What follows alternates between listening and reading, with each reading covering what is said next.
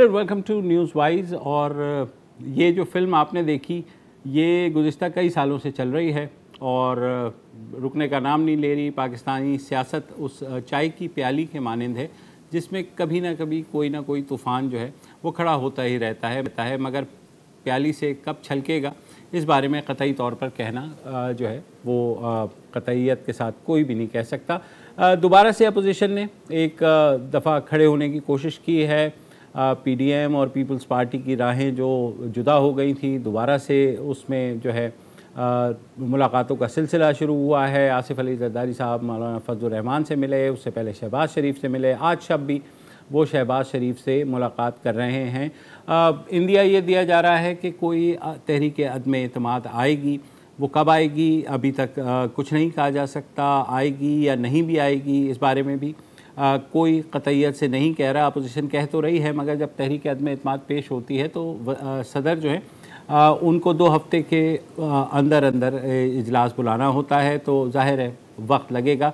Opposition जितनी दफ़ा ठोकर खा चुकी है सेनेट में अक्सरियत के बावजूद भी, और कौमी असम्बली में तो जाहिर है उनकी अक्सरियत नहीं है, तो उन्होंने कोशिश की कि जो हुकूमत के इत्तेहादी हैं उनसे बात की जाए। वहाँ से भी उनको वो रिस्पांस नहीं मिला जिसकी वो तवक्को कर रहे थे, तो बात वहीं स्टेटस को पे आई है। पीपल्स पार्टी ने ये भी कहा कि हम जो है चाहते हैं कि तहरीक अदम एतमाद के बाद जो है अगर कोई वज़ीर आज़म अपोजिशन लाए तो वो नून लीग को दी जाए। नून लीग ने कहा जी जनाब हम इंटरेस्टेड ही नहीं हैं सारी गेम में। और शाहिद खाकान अब्बासी साहब ने आज कहा कि अगर तहरीक अदम एतमाद कामयाब हो भी जाती है तो फिर दोबारा इलेक्शन की तरफ जाना पड़ेगा। इस सारी सूरत हाल पर बात करने के लिए हमारे साथ मुस्लिम लीग के रहनुमा इंजीनियर खुरम दस्तगीर साहब मौजूद हैं। बहुत शुक्रिया दस्तगीर साहब हमें ज्वाइन करने का। खुरम, ये बताइए कि सबसे पहले तो ये हमें बताइए आपके ख्याल में अपोजिशन जिसकी राहें पीडीएम और पीपल्स पार्टी की जुदा हुई थी वो आपको लग रहा है अब मिल गई हैं? खुरम साहब जो है उनसे हमारा राब्ता भी मुनक़ता हुआ है, अब दोबारा जुड़ गया है। खुरम साहब, मैं ये जानना चाहता हूँ, पहले तो ये बताइए कि अपोजिशन मुत्तहिद हो गई है? जो दरार आई थी पीडीएम और पीपल्स पार्टी में, क्या वो पुर हो गई है? जी, ऑपोजिशन की संजीदगी का सबसे बड़ा जो एक अलामत है वो यही है कि आसिफ जरदारी साहब खुद बमा बिलावल जरदारी तशरीफ़ ले गए शहबाज शरीफ साहब के घर पे, जहां मरीम नवाज भी और हमजा शहबाज भी मौजूद थे। तो दोनों पार्टियों की जो भी माजी में जो तलखियाँ थीं, बहुत सारे बयानात भी एक दूसरे के खिलाफ दिए गए, जलसों में गुफ्तगू हुई, लेकिन इस वक्त ज़ाहिर साहब सबसे ज़्यादा हमारे पर जो दबाव है वो पाकिस्तान के अवाम का है, जो हमसे सिर्फ एक मुतालबा कर रहे हैं कि अपोजिशन पूरी संजीदगी के साथ इमरान खान की हुकूमत को ख़त्म करने की कोशिश करे। और इसमें जो अवामिल हैं वो आप रोज़ाना अपने प्रोग्राम में डिस्कस करते हैं, लेकिन सिर्फ एक इंडिकेशन दूंगा कि पिछले अब 40 माह से अशियाए खुर्द-ओ-नोश की महंगाई हर महीने 10% से ज़्यादा है। तो पाकिस्तान के अवाम तो भूखे हैं, उनके गले कट गए हैं। तो उनकी तरफ से यही मुतालबा है कि ऐसा इंतज़ाम किया जाए कि इस हुकूमत से छुटकारा दिया जाए। और मुस्लिम लीग नून का जो इसमें हिस्सा लेने का मकसद वही है जो शाहिद अब्बासी साहब ने पेश कर दिया है।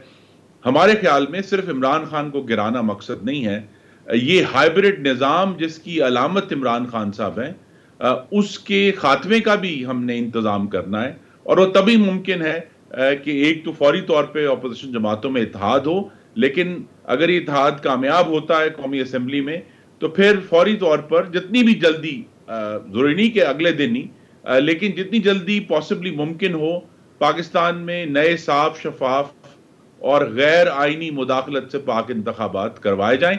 तो हम मुस्लिम लीग नून का तो जो असल मकसद है वो इंतखाबात हैं, उन तक पहुंचने का ये एक सीढ़ी है जिसे हम तहरीक अदम एतमाद कह रहे हैं। अच्छा खुर्रम साहब, जब स्टैब्लिशमेंट की बात करते हैं, आपने हाइब्रिड निज़ाम का किस्सा छेड़ ही दिया है, तो क्या आपके ख़्याल में, आपकी अंडरस्टैंडिंग में ये जो एक तासुर दिया गया कि इस्टेब्लिशमेंट जो है वो न्यूट्रल हो गई है, आपको लगता है ऐसा ही है?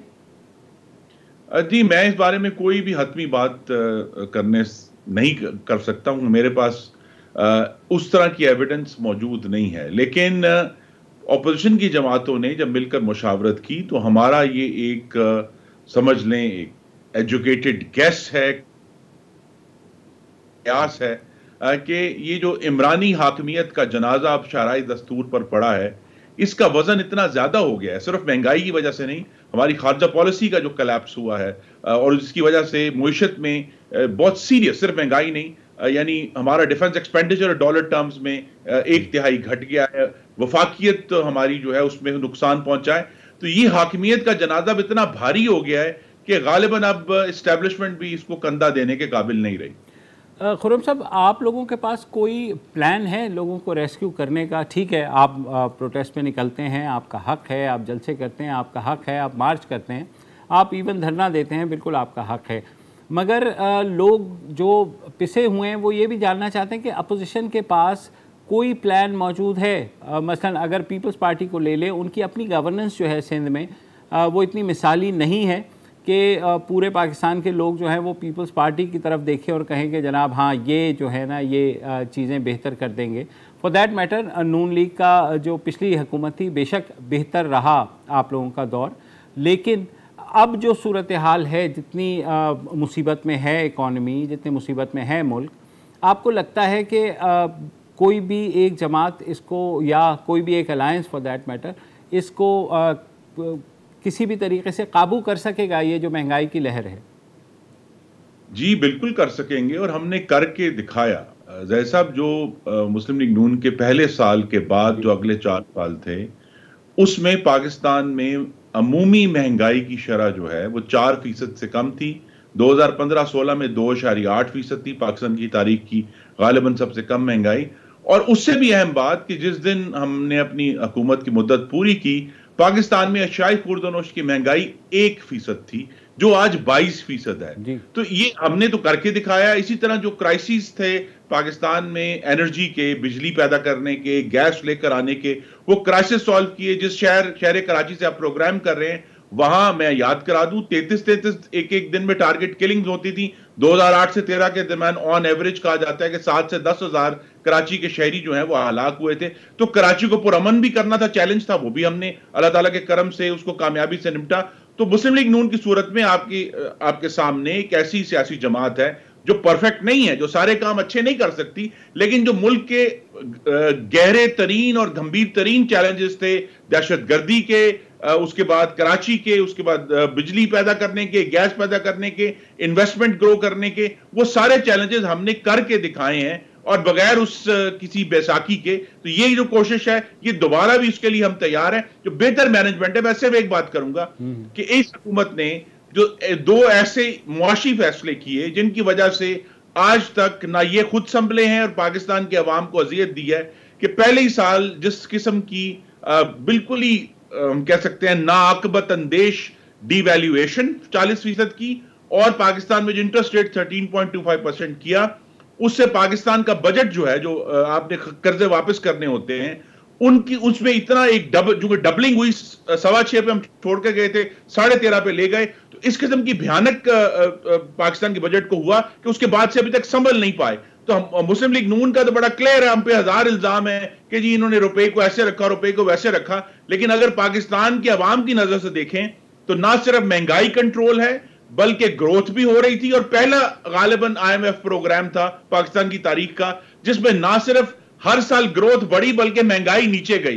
तो हमने तो कामयाबी, असल तो मैनेजमेंट का इशू है कि आप किस तरह एनर्जी सेक्टर को मैनेज करते हैं, किस तरह जो है फॉरेन एक्सचेंज को मैनेज करते हैं। तो वो मैनेजमेंट करने की सलाहियत जो है वो मुस्लिम लीग नून का दावा नहीं है, हम करके दिखा चुके हैं।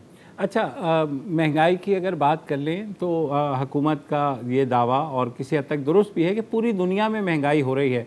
अब ऑयल प्राइसेस जो हैं वो कंट्रोल में नहीं हैं पूरी दुनिया में, हर जगह से, इवन तरक्की याफ्ता ममालिक में भी लोग जो हैं वो आवाज़ उठा रहे हैं अपनी हुकूमतों के ख़िलाफ़ कि ये जो महंगाई का, इन्फ्लेशन का पीरियड आया, सेम चीज़ हमने देखी थी 2008 में भी जब फाइनेंशियल रिसेशन आया था बड़े अरसे बाद। तो वो ये चीज़ें जब आती हैं तो जाहिर है फिर इस हुकूमत का कोविड का जो पीरियड है वो कोविड ने तमाम दुनिया की मईशत को मुतासिर किया था। मैं सिर्फ ये जानना चाह रहा हूँ कि अब आपने जो तस्वीर खींची है कि अगर भयानक सूरत हाल है, उस भयानक सूरत हाल से निकलने के लिए कुछ सीरियस सलूशन है, आप कुछ बता सकते? जी, एक एग्जाम्पल जैसा देता हूँ कि हुकूमत ने दावा किया, इनके वज़रा ने और फिर कौमी असम्बली में भी आकर, कि पाकिस्तान में यूरिया की रिकॉर्ड प्रोडक्शन हुई है। ने मान लिया रिकॉर्ड प्रोडक्शन हुई है, लेकिन फिर पाकिस्तान के किसान को यूरिया क्यों नहीं मिला?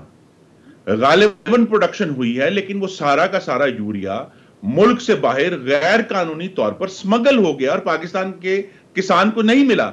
जिस तरह 2 साल पहले इन्होंने दावा किया कि जी जो गंदम है उसकी बम्पर क्रॉप हुई है, लेकिन फिर वजीर फूड सिक्योरिटी आकर कौमी असेंबली में कहा कि 60 लाख टन गंदम पंजाब की वो चोरी हो गई, मुझे नहीं मालूम कहां गई।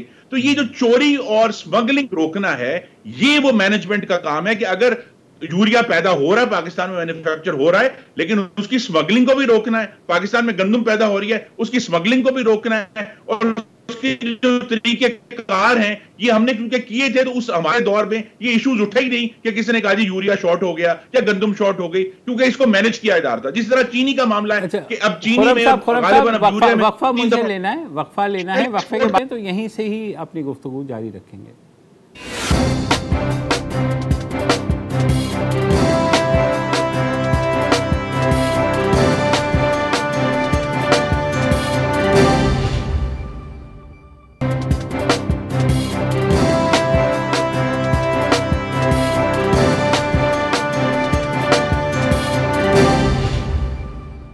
Welcome back. हम बात करें मुस्लिम लीग नून के रहनुमा इंजीनियर खुर्रम दस्तगीर खान साहब से।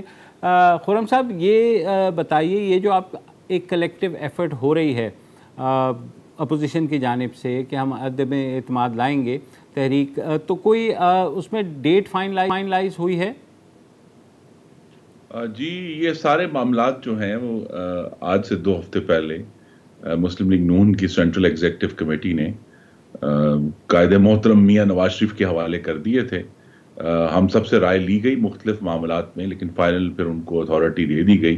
तो अब वही इस मामले को मैनेज करें, क्योंकि इसमें जिस किस्म की हसासियत इन्वॉल्व है, उस लिहाज से किसी भी डेट का वक्त से पहले ऐलान नहीं किया जा सकता। क्योंकि फिर दोहरा दूं कि मकसद सिर्फ इमरान खान को गिराना नहीं है, उसमें हाइब्रिड निज़ाम का आगे चलना भी इस वक्त स्टेक पर है। तो ये जो हाइब्रिड निज़ाम है, ज़ाहिर है ट्राई हुआ और कोई नहीं कह रहा कि ये बहुत सक्सेसफुल हुआ, इस बारे में तो किसी की दो राय नहीं है। मगर हमारे यहाँ जब भी तहरीक अदम एतमाद आती है या ऐसी कोई मूव होती है, तो उसमें बहरहाल इस्टेब्लिशमेंट की तरफ ही देखा जा सकता है। माजी में भी हमने यही चीज़ देखी और आज तक कोई ऐसी तहरीक अदम एतमाद उनकी आशीर्वाद के बग़ैर जो है वो कामयाब हुई भी नहीं। तो आप इतने कॉन्फिडेंट कैसे लग रहे हैं? जी, ये दुरुस्त है। मुक़तदरा का एक रोल रहा है पाकिस्तान की सियासत में, आज भी गालिबन जो सबसे ज़्यादा अगर बराह रास्त हुकूमत के बाद अगर कोई रोल हो सकता है तो उनका मौजूद है। लेकिन देखिए, ये एक ऐसी अदम एतमाद है जो कि एक गुफ्तगू और जमहूरी स्ट्रगल के बाद आई है। मुस्लिम लीग नून ने एक स्टैंड लिया, उसके लीडर से लेकर दर्जनों जो हैं हमारे सफ़े अव्वल के कायदीन, वो जेलों में रहे और सब के सब इस बात पर सुरखरू हुए कि उनके खिलाफ कोई करप्शन का सबूत नहीं, जिसके खिलाफ करप्शन नहीं थी, राना सनाउल्लाह, उसके ऊपर उन्होंने 20 किलो हेरोइन डाल दी, उसका भी कोई सबूत पेश नहीं कर सके। तो एक ख़ास तनाज़र में ये, इसलिए मैंने बार बार इसका मैं जिक्र कर रहा हूँ कि ये सिर्फ एक इक़्तिदार बदलने का मामला नहीं है। हमें पाकिस्तान की सियासत में जो इर्तिका करना है, हमें इवॉल्व होना है आगे की तरफ, ये उसकी कोशिश है और पूरे एतमाद होकर ही इस पर आगे बढ़ा जा सकता है। लेकिन इसके जो असल खदोखाल हैं वो पार्टियों की जो टॉप लीडरशिप है उसी को मालूम है। अभी हमारे साथ तो यही शेयर किया गया है कि भाई आप सब लोग तैयार रहें और मुल्क में मौजूद रहें और किसी वक्त भी इसकी डेट आ सकती है। अच्छा, आप लोगों का चलें एक कह लें कि प्रिंसिपल स्टैंड है, बाकी जो अपोजिशन जमातें हैं उनका भी यही प्रिंसिपल स्टैंड है या कल को वही होगा जो पीडीएम में हुआ पहले? जी देखिए, लेकिन पीडीएम की जो जमातें थी वो उस सवाए 2 जमातों के बाकी सब तो उस स्टैंड पर खड़े हैं, उस एलामिये पर खड़े हैं जो 20 सितंबर 2020 को जारी किया गया था, जिसका दूसरा नुक्ता यही था कि हमें पाकिस्तान की सियासत में अवाम की हाकमियत को कायम करना है। और ये ज़ाहिर साहब सियासत जो है, और ख़ासतौर पे जमहूरी सियासत जो है, वो एक गिव एंड टेक है। इतनी सारी जमातों का इस एजेंडा पर आ जाना कि हमें पाकिस्तान की जमहूरियत को दुरुस्त करना है, वो आज खुद एक इकदाम है। जो दो जमातें हम में नहीं है, वो भी मुख्तलिफ वजूहात की वजह से हो सकता है कि हमारे खिलाफ बात करें, लेकिन अल्टीमेटली हमें सबको ये बात समझ आ रही है जल्द या देर से कि पाकिस्तान का जो मुस्तकबिल है उसको दुरुस्त अगर करना है तो फिर हमें अपने आइन पर ही इनसार करना होगा। जब तक इसमें मुदाखलत होती रहेगी, क्योंकि मुदाखलत सिर्फ सियासी अमल में नहीं हो रही, मुदाखलत अदलिया में भी हो रही है, मुदाखलत इंतजामिया में भी हो रही है, मुदाखलत जो जिस मीडिया पर मैं और आप बैठकर बात कर रहे हैं उसके अंदर बहुत सख्त मुदाखलत हुई है। तो ये सारी जो सिविल और कॉन्स्टिट्यूशनल लिबर्टीज हैं पाकिस्तान के शहरियों की, इनको कभी ना कभी तो हमने मूव करना है। अगर एक मुश्किल चैलेंज है, लेकिन बहरहाल एक चैलेंज नवाज शरीफ ने कबूल किया है। और जो हैरानकुन बात यह है कि जो उन्होंने एक स्टैंड लिया था गुजरांवाला में, मेरे शहर में जो एक तकरीर की थी, उसके साथ उनका वोट बैंक आज भी उनके साथ जुड़ा हुआ है, खासतौर पर पंजाब में। तो ये सियासी इर्तिका जरूर है पाकिस्तान की सियासत में कि भाई ऐसा एक स्टैंड लिया गया, लेकिन अवाम उससे खौफजदा नहीं हुए, परेशान नहीं हुए, और तमाम मेंबरान असेंबली भी उसके साथ खड़े रहे। बहुत बहुत शुक्रिया खुर्रम दस्तगीर साहब हमसे गुफ्तगू का। जिस वक्त सूरत हाल बन रही है वो अपोजिशन जो है वो भी अपनी तरफ से कॉन्फिडेंट है, वज़ीर आज़म इमरान खान भी बहुत कॉन्फिडेंट नज़र आ रहे हैं, और उन्होंने ये भी कहा है कि अपोजिशन को कि घबराना नहीं है। और अभी तक जो सूरत हाल नज़र आ रही है उसमें यही है कि अपोजिशन अगर तहरीक अदम एतमाद की तरफ जाती है तो कोई इस बात की गारंटी नहीं है कि वो उसमें कामयाब भी हो जाए। जब अपनी अक्सरियत होते हुए वो सेनेट में कुछ कवानीन जो पास करने से नहीं रोक सके, तो क्या तहरीक अदम एतमाद में वो कामयाब हो पाएंगे? बहुत मुश्किल नज़र आ रहा है। मगर अपोजिशन जमातों का दावा है, और आपको पता है हमारे यहाँ हर चीज़ जो है वो दावों पर ही चलती है। हुकूमत के दावे अपनी जगह, सियासी जमातों के दावे अपनी जगह, अपोजिशन जमातों के दावे अपनी जगह। आवाम जो हैं वो ज़ाहिर है किसी न किसी की तरफ देख ही रहे हैं कि जनाब कोई तो उनके दुखों का मदावा करे। बहरहाल फ़िलहाल वक्फ़ा लेते हैं और दुखों के मदावे के बारे में हम ज़रा कराची शहर पर भी एक नज़र डालेंगे।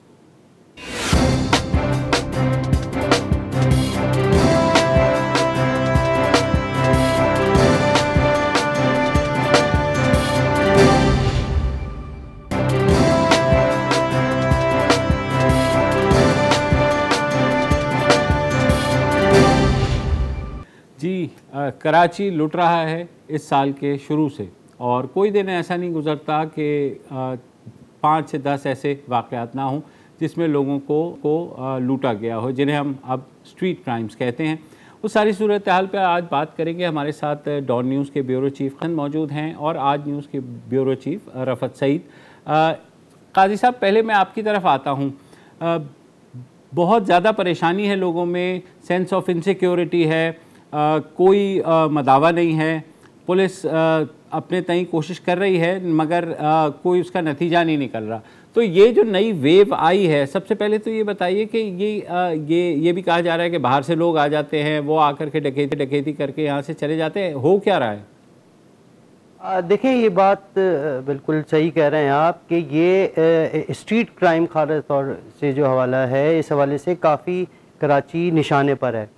और अपने तौर पे हर हुकूमत की ख्वाहिश होती है कि उसके सूबे में अमन व अमान बरकरार रहे और एक आइडियल सिचुएशन हो, और इस हवाले से कई इक़दाम भी उठाते हैं और किए जाते हैं। लेकिन जहाँ अब ये सूरत हाल हो गई है कि मुजरिम और जो क्राइम करने वाला है उसको लगता है जैसे कि किसी खौफ नहीं है, कोई खौफ नहीं है, वो बिला आसानी कहीं से भी वारदात कर देता है। इस हवाले से कुछ हमारी ऑफ द रिकॉर्ड कई सियासी जो लोग हैं उनसे बात हुई है, तो उनका कहना है कि बिल्कुल हम एक इस एंगल पे भी सोच रहे हैं और देख रहे हैं कि क्या वजह है कि एकदम सूबा सिंध में और खुसूसन कराची में जो है एक तवातिर के साथ इस तरह के वाक़या हो रहा है, जिसकी वजह से ना सिर्फ हुकूमत बदनाम हो रही है बल्कि वो उनको जवाब देना आवाम को भी मुश्किल पड़ रहा है। तो दूसरी जानिब वफाक भी ख़ास तौर पे कराची में और सिंध भर में जो अमन की सूरत के हवाले से सूबे पे कई जो तंजिया उनको ऑफ़र भी कर रही है, उनको कहा भी जा रहा है कि अगर आपसे ये अमन की सूरत हाल नहीं समझती तो हम इसके लिए तैयार हैं। तो इस मामले को बड़ी संजीदगी से जो है सिंध हुकूमत जो हमारी जो बातचीत हुई है वो देख भी रही है। अपने तौर पे वो पुलिस के को जो है वो उन्होंने इकदाम करने भी कहे। लेकिन एक मिनट में, क्योंकि टारगेटेड ऑपरेशन की बात की, रफत मैं आपकी तरफ आऊँगा। अगर संजीदगी का ये आलम है हुकूमत की तो फिर मेरे ख्याल में उन्हें गैर संजीदा ही हो जाना चाहिए, क्योंकि अगर 11-12 हज़ार केसेस अब तक रिपोर्ट हो गए हैं तो ये तो जाहिर नहीं करते कि हुकूमत संजीदा है।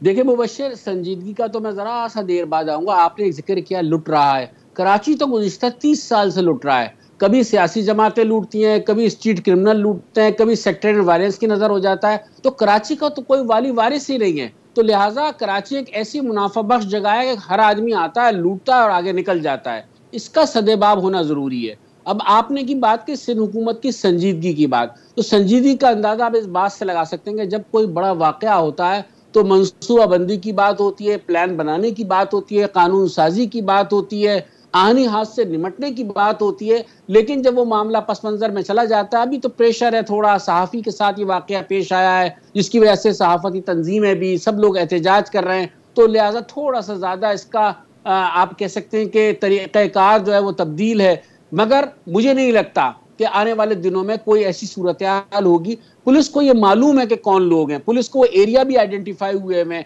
वो अनासिर भी आइडेंटिफाई हुए हैं। लिहाजा कोई मुश्किल नहीं है। अगर पुलिस सियासत से थोड़ी सी बाहर निकल आए, आपस की गिरोहबंदी से बाहर निकल आए और पुलिस में जो काली भीड़ें हैं उनका सफाया कर दिया जाए तो 50% क्राइम तो वैसे ही कम हो जाएगा।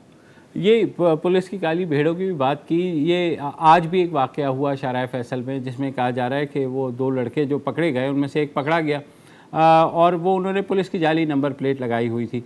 आपको याद होगा 2-3 हफ्ते पहले यहाँ पर एक पुलिस वाले को ज़ीरो इन किया गया जिसने वारदात की थी और बाद में कहा गया कि उसने ख़ुदकुशी कर ली। वो बारहा उसके ख़िलाफ़ ऐसी केसेस बने थे, मगर क्योंकि वो ख़ुद उसका ताल्लुक़ पुलिस डिपार्टमेंट से था लिहाजा वो बचता रह गया। तो पुलिस के अपने अंदर इस वक्त कितनी काली भेड़ें होंगी? देखिए मुबश्शिर, मुश्ताक मेहर ने एक रिपोर्ट मुरतब की थी जब वो नए आईजी आए थे, तो उसमें पुलिस की काली भेड़ें और बहुत सारे अफसरान के नाम, फिर ये कहा गया कि जो अफसरान पसंद नहीं है उनके नाम उसमें थे, फिर कुछ को खपा दिया, RRF में भेज दिया, कुछ को कहीं और भेज दिया। लेकिन कोई अगर आपको निशानदेही हो चुकी है, मामला चीफ एग्जीक्यूटिव के सामने सूबे के आ चुका है, पुलिस चीफ जो सूबे का है वो जानता है कि वो कौन से पुलिस वाले हैं, फिर क्या कबाहत है उनके खिलाफ कार्रवाई करने की? क्या ऐसी मजबूरी है कि उन्हें आप पुलिस फोर्स में रख के और पुलिस का जो नाम है वो बदनाम करें? मेरे ख्याल में सफाया उसी वक्त करना चाहिए था, कानून के तहत कार्रवाई करनी चाहिए थी, मसलहत की नजर नहीं करना चाहिए था। इन मसलहतों का शिकार होने की वजह से ये शहर तबाह और बर्बाद हो रहा है। अच्छा काजी साहब, रेंजर्स की बात करते हैं, रेंजर्स शहर में मौजूद हैं मगर अभी तक उस तरह से डिप्यूट नहीं किया गया है, तो कोई आपको रैशनल नज़र आता है कि क्यों नहीं रेंजर्स को बुलाया जाए और पिकेट्स लगाई जाएं और ऐसी जगहों के ऊपर? कुछ जगहों के ऊपर हैं वो, लेकिन ये तो अब इस वक्त पूरे शहर का मसला है और रेंजर्स ज़ाहिर है हर 3 महीने बाद उनका जो है कॉन्ट्रैक्ट भी रिन्यू होता है, वो मौजूद भी हैं। शेख साहब ने जो वफाकी वज़ीर दाखिला कहा है हम मज़ीद भी भिजवा सकते हैं, तो क्या अमर माने हैं? कि जहाँ तक रेंजर्स की बात है वो अपने तौर पे हमेशा इस बात का रोना रोते हैं कि हमें इख्तियारात नहीं है, हमें मजिस्ट्रेरियल इख्तियारात मिले, हमें इस तरह की तमाम चीज़ें मिलें तो वो फौरी तौर पे कार्रवाई करें। क्योंकि उनका कई दफ़ा जब हमारी बात होती है उनका ये कहना है कि हम ठीक है किसी को गिरफ़्तार करके मुजरिम को तो पुलिस के हवाले करने का तो इख्तियार है, वो करते भी हैं, लेकिन बजट भी उनको ठीक ठाक मिलता है। इस हवाले से कई दफ़ा हमने हुकूमत से भी पूछा कि उनको कितना बजट मिलता है और क्या उनको फैसिलिटीज़ है, हमें इस बारे में कोई जवाब नहीं मिला। लेकिन जहाँ पुलिस ज़िम्मेदार है सूबे में, शहर में अमन अमान बरकरार रखने के ज़िम्मेदार, वहीं कानून नाफिज करने वाले इदारे भी ज़िम्मेदार है, क्योंकि उनको उनकी मौजूदगी ही कि यही इसके लिए बुलाया गया था, उनको अमन अमान कायम करने के लिए। और कई जगह पर हमें नज़र भी आती है लेकिन प्रेजेंस उसकी। लेकिन अभी चंद दिन पहले जो वज़ीर आला सिंध ने इनको सख्ती से हिदायत की कि मुझे रेंजर्स और पुलिस की प्रेजेंस अब रोड पे नज़र आए। और बात रफ़त भाई ने बिल्कुल सही कही थी कि किसी वाक़े के बाद तो हमें नज़र आ जाते हैं लोग, लेकिन अमन मान की बहाली एक रेगुलर एक्सरसाइज है। इसमें अगर आप थोड़ी सी भी ढील छोड़ते हैं तो फिर मुजरिम इसका फ़ायदा उठाते हैं। काजी साहब यहाँ एक वक्फा लेते हैं, फिर रफ़त आज भी आएंगे।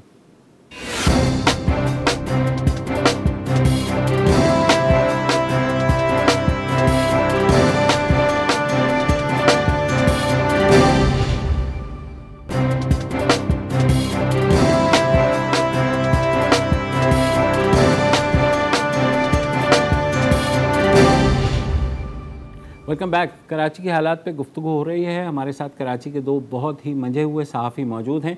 रफ़त, पहले सेगमेंट में तो हमने गुफ्तगू की कि क्या मसाइल हैं। अब सवाल ये है कि आपकी नज़र में कोई हल भी है? देखें मुबशर, हल तो बिल्कुल मौजूद है, ऐसा नहीं है। पुलिस फोर्स की तादाद कम जरूर होगी, उसका रोना भी सब रोते हैं।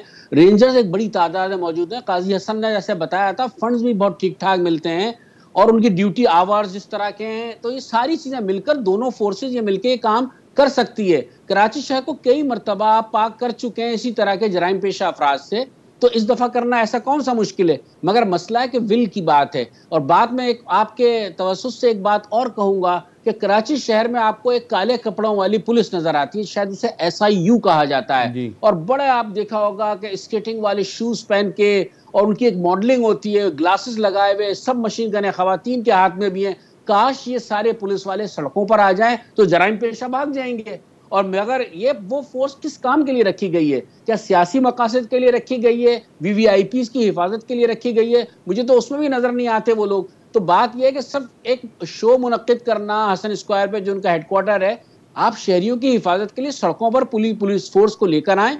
और एडिशनल IG इस तरह के अज़म का इजहार कर रहे हैं कि 20,000 से ज़ायद पुलिस एहलकार ऐसे हैं जो मुख्तलिफ जगहों पर ड्यूटियां दे रहे हैं, कहीं प्रोटोकॉल की ड्यूटी है, कहीं उन्हें निकाल कर सड़कों पर लाएं, थानों के साथ एक मजबूत निज़ाम बनाएं।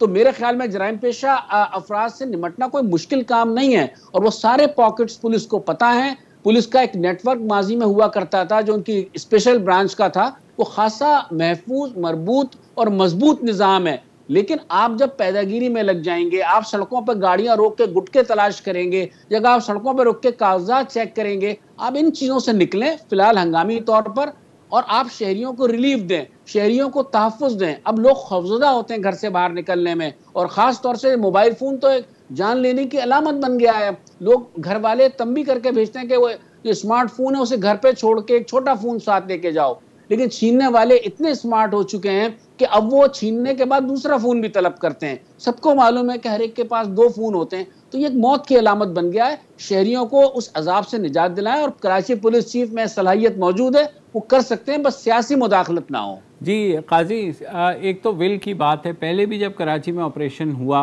वहाँ विफाक की और फिर फ़ौज की सपोर्ट के साथ रियासत ने एक चीज़ डिसाइड की, फिर विल आई और हमने देखा कि वो चीज़ मुमकिन हुई।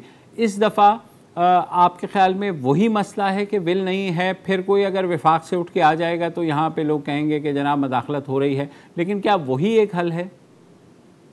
इसमें एक बड़ा जो परेशानी का और मसाइल का सामना रहता है ख़ास तौर पे पुलिस को, और वो उनकी खुद अपनी पैदा करता है कि प्रोसिक्यूशन, मुकदमे की जो पैरवी है, मुकदमे का जो इंदराज है, वो इतना कमज़ोर बुनियादों पे बनाया जाता है कि एक नज़रों के सामने जुर्म करने वाला, स्ट्रीट क्राइम करने वाला या कोई भी मुजरिम, वो बआसानी अदालतों से ज़मानत पे रहा हो जाता है और फिर वही अपनी वारदात करता है। और हम हुकूमत इल्ज़ाम देती है कि जी अदालत में ने छोड़ दिया, तो अदालत ने इसलिए छोड़ दिया कि आपने उसका केस इतना कमज़ोर बनाया, इतनी साइंसी उसमें तहकीकात नहीं की कि वो बआसानी छूट गया। और इसी का फ़ायदा ये मुजरिम बड़े आसानी से लेते हैं। वो चंद दिनों में आते हैं, ज़मानत पे रहा जाते हैं, फिर कार्रवाई करते हैं। शायद इसी वजह से आज वज़ीर आला सिंध से जब यही सवाल पूछा गया तो उन्होंने कहा कि हम कानून साजी कर रहे हैं इस हवाले से, और ट्रैकिंग कोई सिस्टम जो है मुजरिमों की या फिर ज़मानत ना होने के हवाले से कानून साजी कर रहे हैं। तो एक उस बड़ी बुनियादी वजह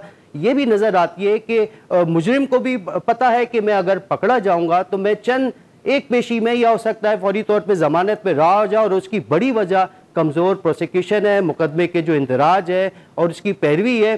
अगर ये भी अगर हम मजबूत कर लें, जो कि सिंध हुकूमत में या किसी भी हुकूमत के अपने हाथ में है कि इतना मजबूत केस बनाए कि वो कम से कम ज़्यादा से ज़्यादा उसको सज़ा हो और अदालतों को भी आसानी हो कि तमाम सबूत और शवाहिद मौजूद है ताकि उसको सज़ा देने में आसानी हो। बहुत बहुत शुक्रिया आप दोनों का, बड़ी तफसील से गुफ्तगू हुई और अगेन हम दोबारा उस नहज पर खड़े हैं जहां बहुत से स्टेक होल्डर्स को इकट्ठे होकर सोचना पड़ेगा कि क्या वो कराची के लिए संजीदा हैं या नहीं। आज के लिए जी इतना ही, कल दोबारा हाजिर होंगे। खुदा हाफिज़। हर पीर से जुमे अपना पसंदीदा शो न्यूज़ वाइज यूट्यूब पर देखने के लिए डॉन न्यूज़ के ऑफिशियल चैनल पर आएं और सब्सक्राइब करना मत भूलें, बेल आइकॉन को प्रेस करें।